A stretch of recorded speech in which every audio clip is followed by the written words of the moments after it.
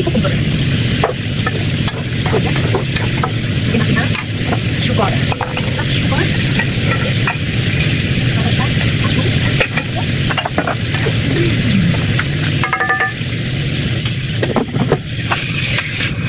Adobo. Pinarinig natin sa tono. Rice. Kasa. Pesto. Sugar.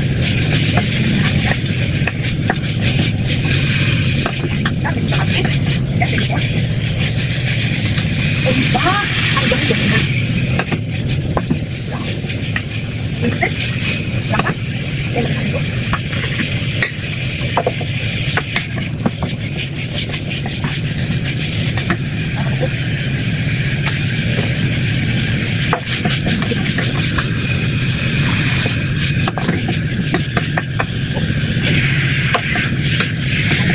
Sabi pa, seacucumber.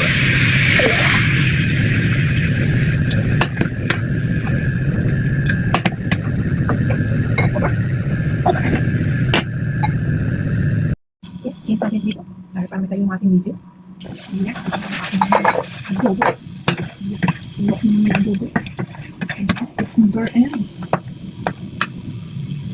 wow, cucumber and binapork. Yan. Anak na natin siya sa mushroom. Mushroom. Bye. Ilang minutes na? Ay, 7 minutes. Tapos pa. 10 minutes na natin ito. Later. Later kasi yung yung mushroom. Kaya ma-over yung mushroom siya. I need to try the mushroom. Maybe the big one. So mix natin. Mix. See? Wow. The sauce. Ano natin ulit? Wow. Sabi natin ulit.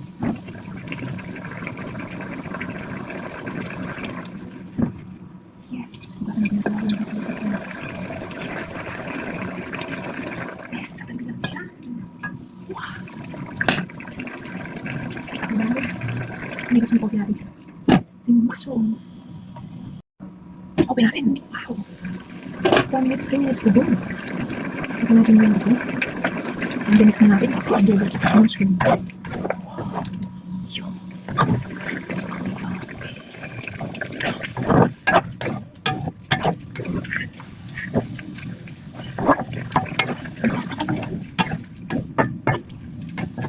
Diba?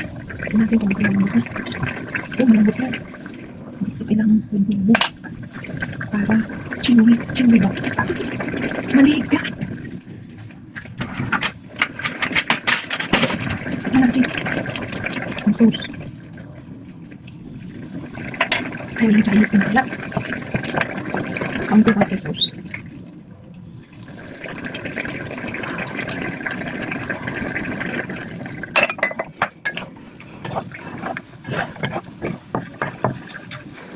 Tingnan natin si mushroom.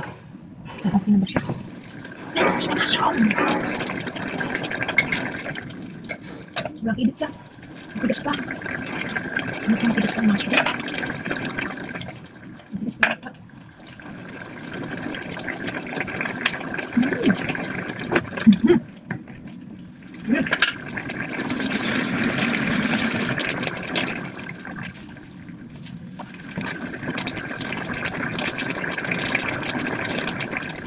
minutes more. Tingnan natin na. Spoon mo. Wala, maganda.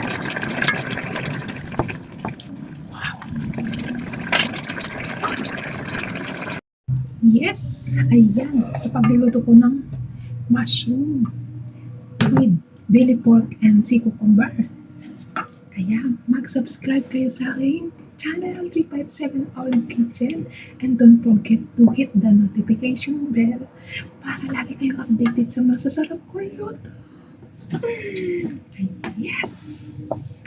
And don't forget, don't skip the ads. Yan, para naman kumikita si 357 Olive Kitchen. Bye-bye!